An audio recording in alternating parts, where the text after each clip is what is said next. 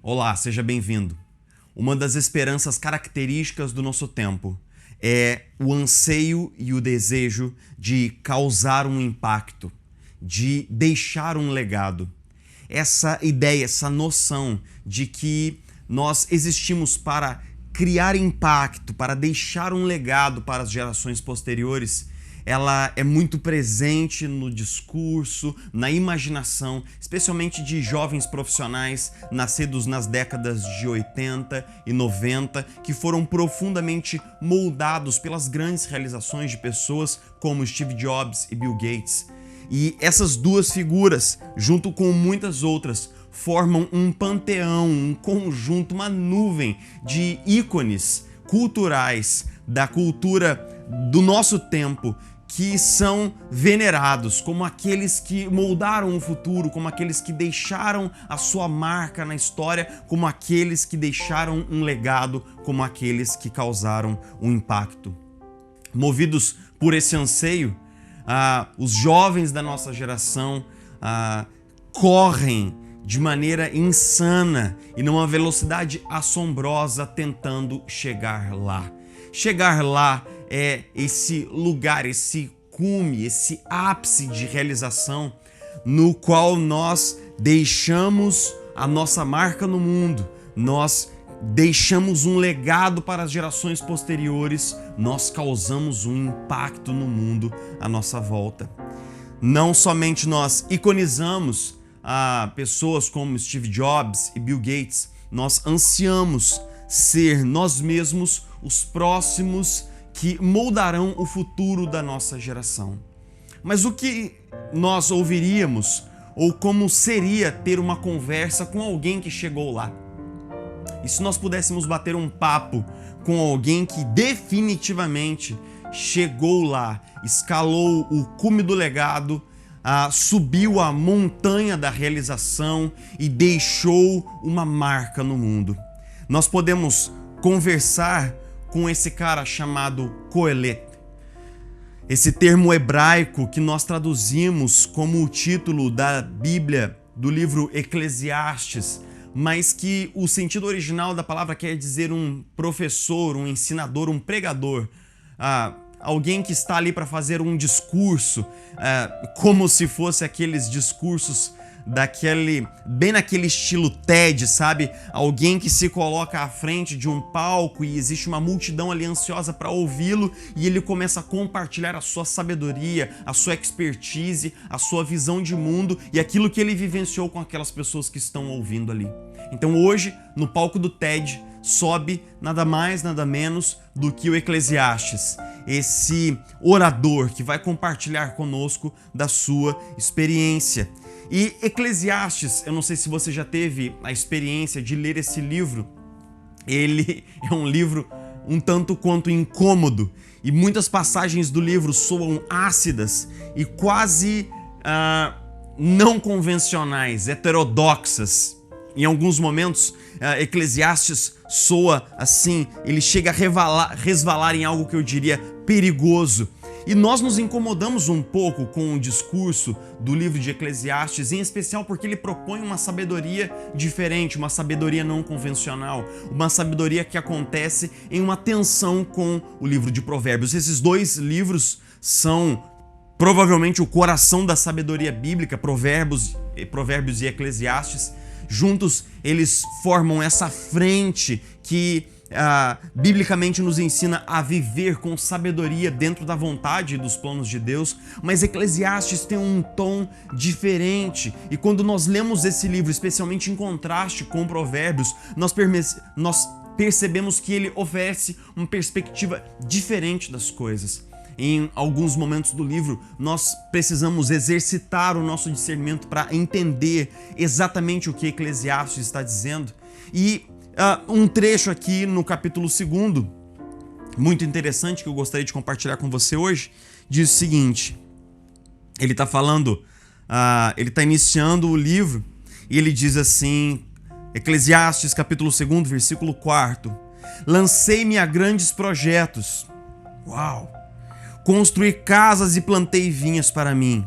Fiz jardins e pomares e neles plantei todo tipo de árvore frutífera. Construí também reservatórios para irrigar os meus bosques verdejantes. Comprei escravos e escravas e tive escravos que nasceram em minha casa. Além disso, tive também mais bois e ovelhas do que todos os que viveram antes de mim em Jerusalém. Ajuntei para mim prata e ouro, tesouros de reis e de províncias. Servi-me de cantores e cantoras e também de um harém às delícias dos homens. Tornei-me mais famoso e poderoso do que todos os que viveram em Jerusalém antes de mim, conservando comigo a minha sabedoria. Não me neguei nada que os meus olhos desejaram. Não me recusei a dar prazer algum ao meu coração. Na verdade, eu me alegrei em todo o meu trabalho. Essa foi a recompensa de todo o meu esforço. Contudo, quando avaliei tudo que as minhas mãos haviam feito, e o trabalho que eu tanto me esforçara para realizar, percebi que tudo foi inútil, foi correr atrás do vento. Não há nenhum proveito no que se faz debaixo do sol. O Eclesiastes começa a compartilhar conosco os 3 R's que marcam o livro: realizações, riqueza e reconhecimento. Ele diz que ele idealizou, projetou e executou grandes edificações que trouxeram a ele um senso grandioso de realização. Ele também acumulou muita riqueza e tudo aquilo que a riqueza pode dar a um homem no sentido mais temporal, humano e em certo sentido físico, que são os prazeres, as alegrias, as festas e tudo aquilo que nós sabemos de maneira geral que o dinheiro pode proporcionar, ainda que de forma muito volátil, muito efêmera, superficial e artificial. E por fim, ele alcançou grande fama, grande reconhecimento. O seu nome entrou para aquele rol seleto de nomes muito conhecidos, talvez o nome mais conhecido de toda a história dos reis de Jerusalém, além de Davi, com certeza Salomão. Esse livro é atribuído a Salomão. Salomão teria escrito esse livro na sua idade mais avançada, num momento de lucidez, e quando ele estava avaliando todas as suas experiências de vida, tudo aquilo que ele havia feito, tudo aquilo que ele havia realizado. E apesar de Salomão descrever aqui nesse texto de forma muito clara as suas realizações, a sua riqueza e o reconhecimento que ele recebeu, Salomão é também muito claro ao dizer nos versículos 10 e 11, principalmente no versículo 11, ele diz assim: quando avaliei tudo que as minhas mãos haviam feito, todo o trabalho que eu realizei com tanto esforço, percebi que tudo foi inútil. A palavrinha inútil aqui no hebraico é uma palavrinha muito importante para a gente entender o livro de Eclesiastes como um todo, que é o termo rebel. E ele quer dizer justamente essa ideia de vapor, de neblina, de sopro, de fôlego, de algo que é tão efêmero, é tão passageiro que chega a ser inútil. É como aquela neblina da manhã que parece turvar a nossa visão completamente, mas quando o sol esquenta o ambiente a alguns graus Celsius, ela se dissipa completamente, ela deixa de existir e some como se nunca tivesse acontecido. Então, Eclesiastes diz que todas as suas experiências de riqueza, de realização e de reconhecimento foram, na verdade, uma grande neblina. Quando nós conversamos com Eclesiastes, nós percebemos que ele é um cara que chegou lá. E quando nós perguntamos para ele o que tem lá, o que tem lá quando você chega naquele cume do sucesso, naquele cume do legado e da realização, o que tem lá? Ele diz assim: existe sopro, neblina e vapor. Tudo se torna absolutamente claro, como uma ilusão, como uma imagem que se dissipa no ar. E ele chega à conclusão: não há nenhum proveito para o homem de todas as obras, de todo o trabalho que ele faz debaixo do sol. Essa parece uma conclusão super pessimista, super negativa e muito para baixo, mas a gente teria que ler o restante do capítulo, e eu te convido a ler o restante do capítulo 2, dos versículos 12 até o versículo 26, porque ele começa a refletir no porquê todas essas realizações são como um vapor e como uma neblina. porque Eclesiastes começa a falar da morte, que é um tema também frequente e constante ao longo do livro. Ele começa a dizer assim, olha, sabe o que eu entendi? É que eu me esforcei muito para angariar sabedoria, para acumular sabedoria ao longo de toda a minha vida, mas eu descobri que o tolo e o sábio, eles morrem e são enterrados do mesmo jeito. Eles têm os fins dos seus dias, eles são enterrados, eles viram, né, fertilizante do terreno, eles viram comida de vermes, eles passam, tudo passa, no final das contas a morte ceifa todas as realizações humanas. E ele começa a falar um pouquinho sobre a inutilidade do trabalho e de acumular riquezas, quando, no final das contas, nós morreremos e a nossa riqueza ficará para outrem. Ou seja, Eclesiastes traz para o centro da sua discussão e para o centro do seu racional um tema que nós evitamos tanto quanto podemos, que é o tema da morte. Nós não nos sentimos confortáveis diante do tema da morte, nós a evitamos. Evitamos contato mais íntimo com a realidade da morte e evitamos também manter sob os nossos próprios olhos a nossa mortalidade durante muito tempo. É muito incômodo pensar sobre a nossa própria mortalidade, mas o fato é que a pandemia tem nos confrontado com a nossa mortalidade. Todos os dias nós acompanhamos os noticiários contando as perdas incalculáveis de milhares de vidas que já foram ceifadas pela pandemia, pelo Covid-19, não apenas no nosso país, mas no globo.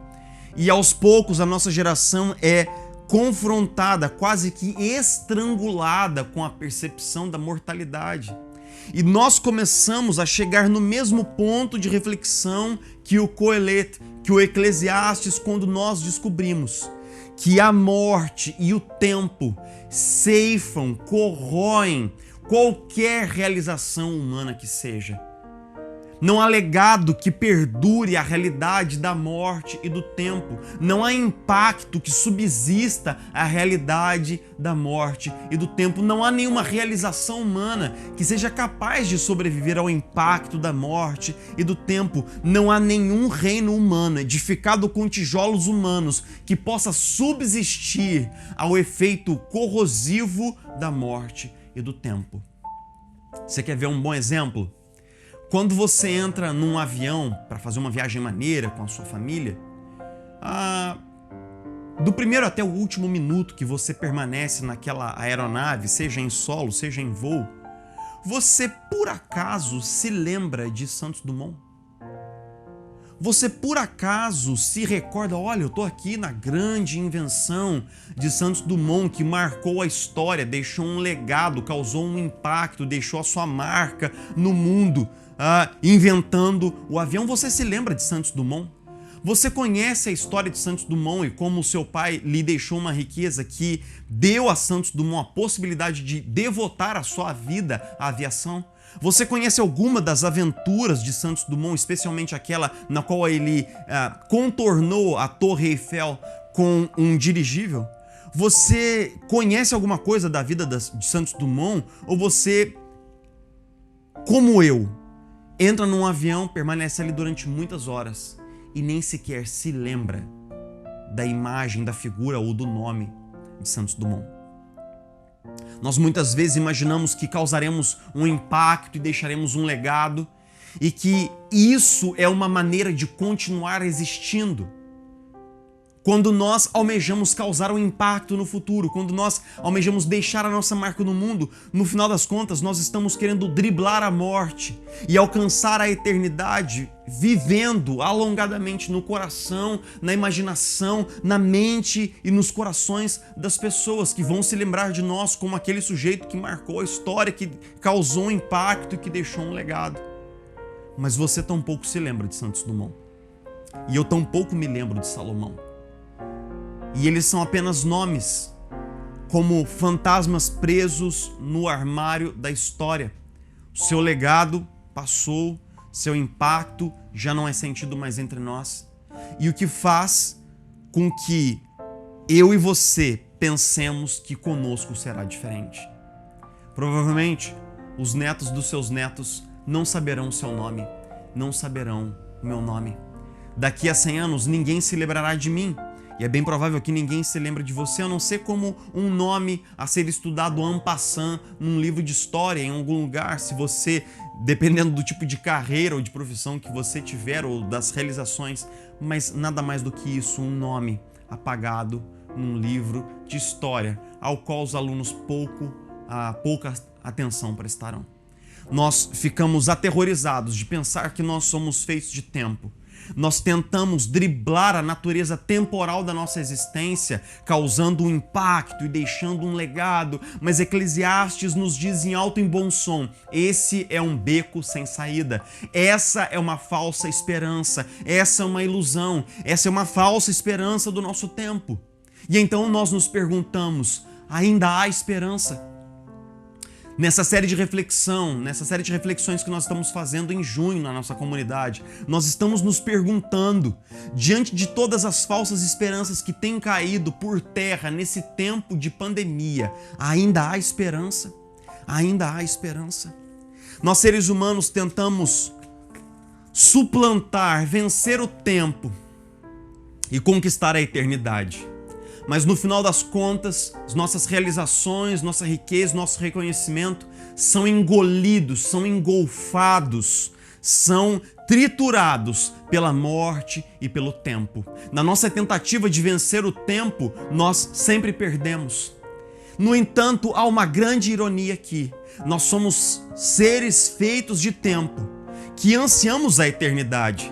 E ansiamos porque Deus a colocou em nosso coração, como diz o próprio sábio em Eclesiastes 3:11. Deus colocou a eternidade no coração do homem. Então nós somos seres feitos de tempo, que ansiamos a eternidade e ansiamos conquistar a eternidade por meio das nossas realizações, do nosso legado, da nossa carreira e de deixar uma marca no mundo. Mas ao tentar isso, nós somos engolidos pelo tempo, somos engolfados pela morte. Mas a grande paradoxo do Evangelho é que Jesus, o Verbo eterno de Deus, aquele que estava na eternidade com o Pai, o unigênito Filho do Pai, se tornou o homem, se vestiu de tempo, deixando a eternidade. E no tempo se tornou servo e morreu na nossa morte na cruz. Jesus, que era eterno, se revestiu de tempo, para que nós, que somos feitos de tempo, sejamos revestidos de eternidade nele por meio do seu sacrifício, por meio da sua morte e ressurreição. Jesus é aquele que deixou um legado permanente. Jesus é aquele que causou uma marca no mundo. Jesus é o único, de fato, que causou um impacto tremendo a ponto de mudar toda a história. O legado de Jesus, o reino de Jesus, o nome de Jesus é aquele nome que vai perdurar por toda a eternidade. E a grande e bela notícia do Evangelho é que essa eternidade e essa glória Ele compartilha conosco pela graça. Todos nós que estamos em Cristo Jesus já somos coparticipantes desse impacto maravilhoso que Jesus causou na história. Nós somos participados, nós recebemos uma porcentagem das ações de Jesus quando nós nos unimos a Ele, aquele que mudou a história, aquele que venceu o tempo, aquele que venceu a morte. Quando você e eu cremos em Jesus, nós já não temos necessidade de provar nada para ninguém, nem para nós mesmos. Nós estamos livres da ilusão de causar um impacto. Nós somos libertados da ilusão de criar um legado, porque nós sabemos que o único legado que realmente importa é eterno, perene, não passará e é poderoso para salvar vidas. É o legado de Jesus Cristo. É a cruz do Calvário, é a morte do Cordeiro em nosso lugar. E nós nos tornamos então arautos desse legado. Nós nos tornamos pregadores dessa verdade. Nós nos tornamos emissários desse nome que de fato causou um impacto na história. Que você possa descansar no legado de Jesus.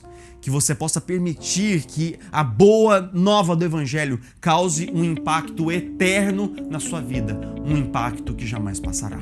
Que Deus te abençoe. Nós nos encontramos nos próximos episódios dessa série e no próximo domingo, no dia 14 de junho, nós vamos nos encontrar em grande grupo online na nossa live para partilhar a palavra. Vamos também partilhar o pão e o vinho juntos na nossa ceia online e nós vamos continuar o nosso papo perguntando para as Escrituras: ainda há esperança? Ainda há esperança? Que Deus possa te abençoar. Nós nos vemos na próxima. Até lá.